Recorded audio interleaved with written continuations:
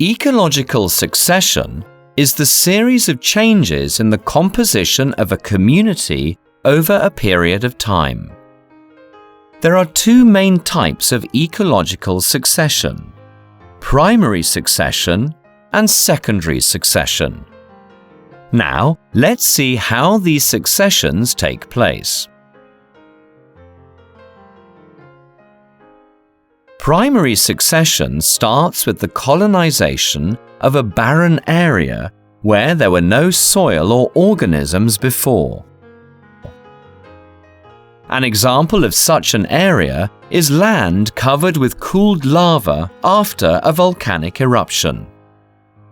The first type of species that colonizes the barren area is often lichens, because lichens are able to grow in adverse dry conditions.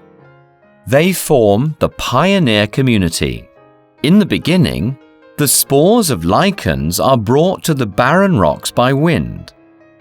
When the lichens grow, organic matter accumulates and rocks are broken up into smaller particles forming soil. Mosses, ferns, and grass then start to grow. They become established over most part of the rocks and become the dominant species. They provide food and shelter for plant-eating animals. Dead, decaying plants and animals, as well as animal waste, form humus, which further enriches the soil. The soil becomes thick enough for the growth of shrubs. The shrubs grow over the grass and ferns and become the dominant species. More animals are attracted to the habitat because there are more food and shelter. Finally, the soil becomes so thick and rich in nutrients that it can support the growth of trees.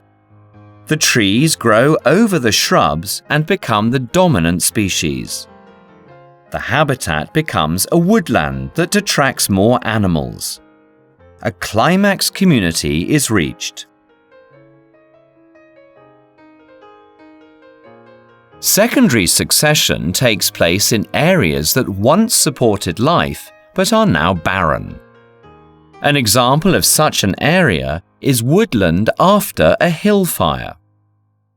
The stages that take place in secondary succession are similar to those in primary succession, except that the pioneer community of lichens is not needed because soil is already present.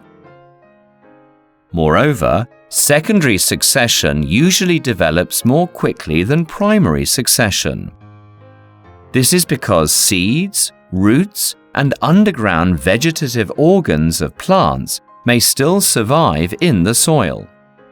They can grow and develop into new plants rapidly once the conditions become favorable.